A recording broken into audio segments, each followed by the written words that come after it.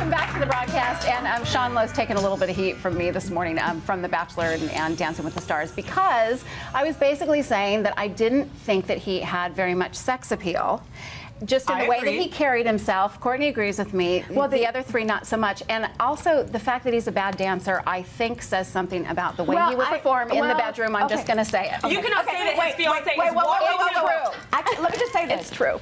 There's differences here. I disagree with whether or not he has sex appeal. It depends on the woman and what you like, right? Yes, sure. Okay. No, he's not the best dancer. He's not the best dancer. Right. I mean, he doesn't have the kind of the hip action that's required. So do you think he would be good in the bedroom or not? You cannot tell me his fiance. You cannot tell me his fiance is watching him dance and go, "Oh, I can't wait for him to passionately make love to me." No. Oh, okay. How many of you have ever had a really macho, great-looking guy that was just a wuss in the bed? Well, I am a born-again virgin, so I can't talk about that. Oh, it's just because you know your mom's watching.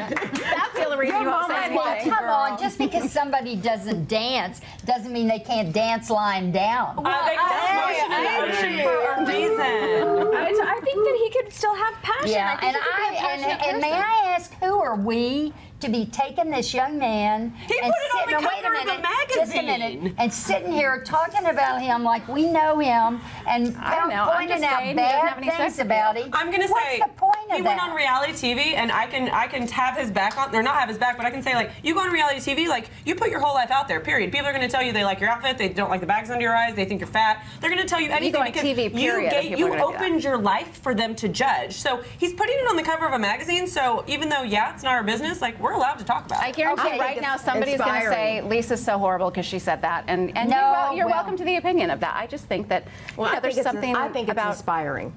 I think it's inspiring for him to being step a forward. born-again virgin? Absolutely, for men to know that it does not connect between whether or not they're real men or not, whether or not they're running around having sex with everybody. Maybe it took a lot for him to take that stand. And maybe it just indicates that he's taking marriage seriously. That's right. You know, there's a novel idea. I want to say something, just because. And I fully agree that it doesn't make you a man if you're running around having sex with everybody. That's not what makes a man. No. So we're talking about two different issues here. I'm talking about sex appeal, and running around sleeping with everybody doesn't necessarily give you sex appeal also. I'm just saying that there is a certain something that men have or don't have. I agree with that. You know, and it's probably called swag. It's called charisma. Swag. It's called charisma. Swag. Yeah. Maybe that's a better way to say it. 2013. Hey,